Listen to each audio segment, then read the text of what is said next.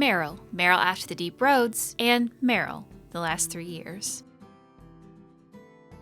The stories tell us that all Elven once had the gift, but like so many things, it was lost. It's a keeper's job to remember, to restore what we can.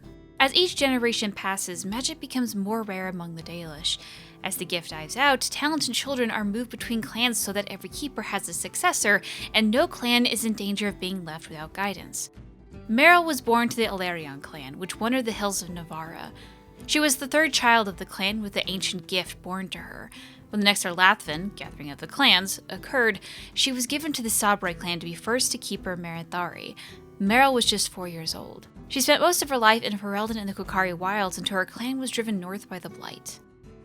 It's a keeper's place to remember, even the dangerous things. Since her arrival in Kirkwall's elven alienage, Merrill has had difficulty adjusting.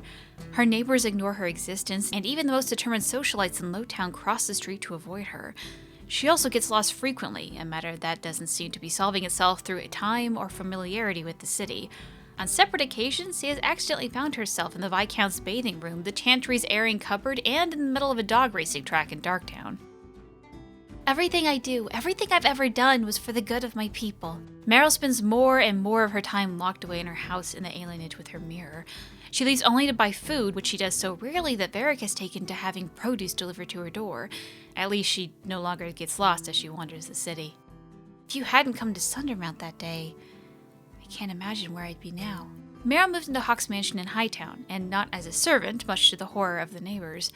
She further scandalized the neighborhood by wandering around with no shoes on, picking the flowers out of other people's gardens, and cooing cheerfully at their attack dogs. Several angry letters were sent to the champion and the seneschal, but the situation remains unchanged. She continues to return to her ramshackle house in the alienage, spending a great deal of time working on her mirror.